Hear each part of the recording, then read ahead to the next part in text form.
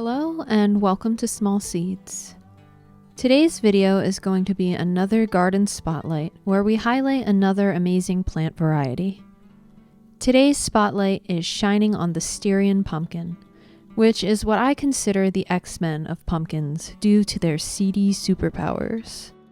Well, maybe not superpowers, but they have some pretty special seeds that came about all due to a genetic mutation.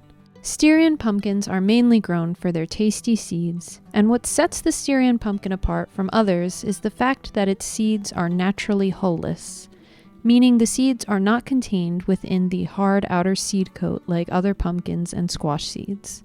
Because these seeds don't have their little coats on, these pumpkin varieties are also known as naked seed pumpkins. They are truly the nudists of pumpkin and squash seeds.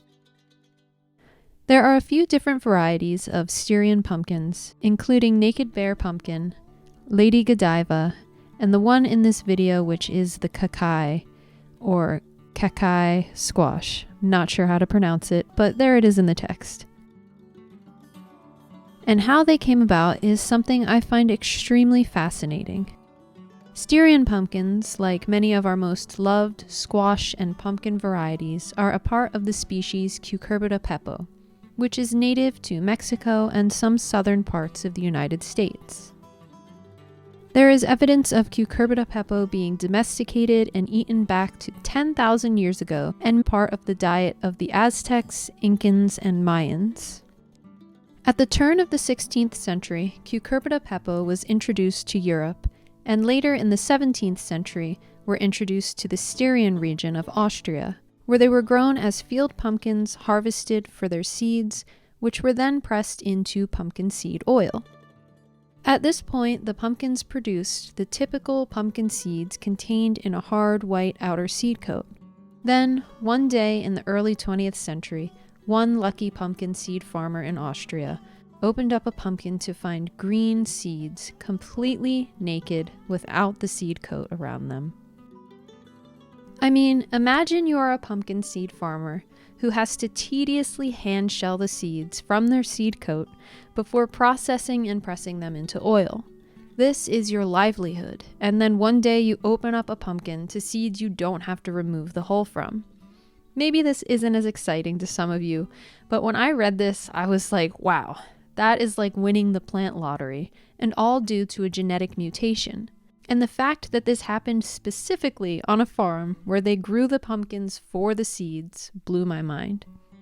In 1947, the seeds were sent to a seed breeding institute in Austria where they were able to breed and cultivate this new variety. The Styrian pumpkin was developed from those one-of-a-kind naked seeds, and ever since then they have been a prized crop in the Styrian region of Austria for farmers to grow and produce pumpkin seeds and pumpkin seed oil. Today we are lucky enough to be able to grow these pumpkins in our gardens, and there are many farms throughout the world that also grow them. However, the claim to fame for the farmers of the Styrian region is that the pumpkins are grown in optimal conditions, resulting in seeds that are more nutrient-dense and flavorful. Plus, this is where the Styrian pumpkins originally came about.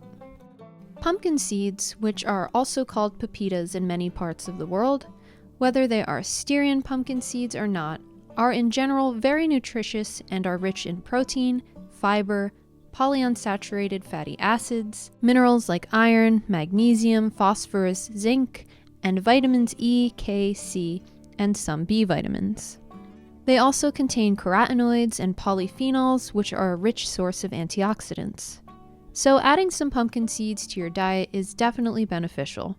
And of course, like any other squash or pumpkin variety, the flesh of the Styrian pumpkins are also edible and highly nutritious.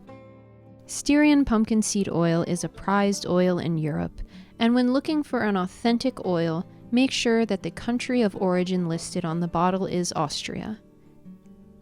After growing the pumpkins myself, I had to try the oil out. It has a strong, nutty flavor like pumpkin seeds, and is a great addition to salad dressings, adding into soups, stews, and for lightly roasting or drizzling on top of vegetables.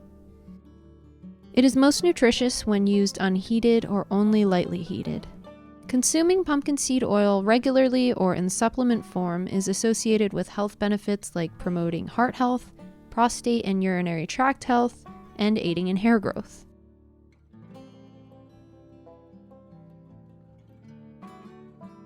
Personally, I have always enjoyed eating pumpkin seeds, even with the holes on them.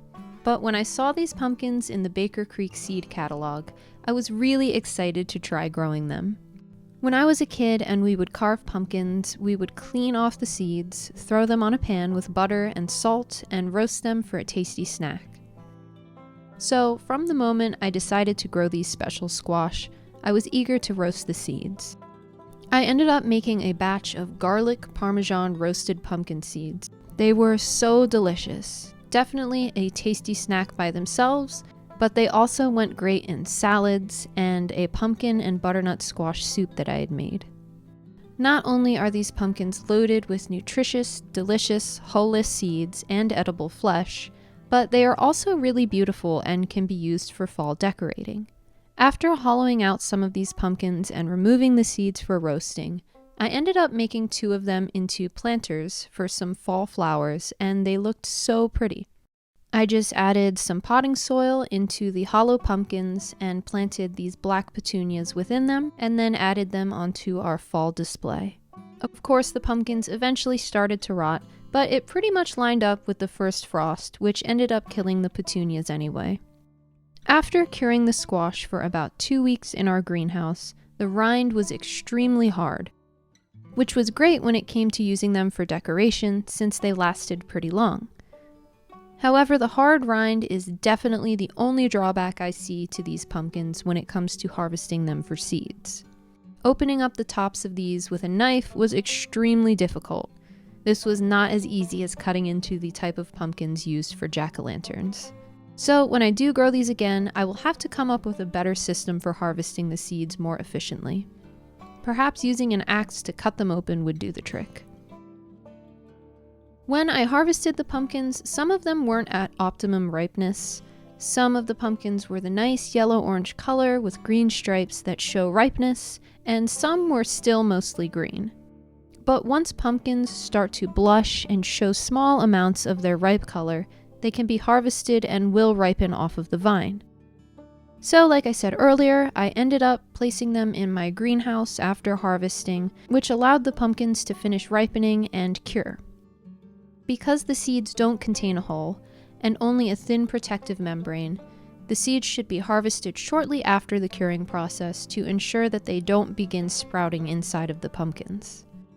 So if you are interested in growing these, they do grow like any other pumpkin and will benefit from a well-draining soil rich with organic matter, regular watering, full sun, and of course planting them at the right time of year after the chance of frost has passed, and ideally when soil temperatures have reached 60 degrees Fahrenheit.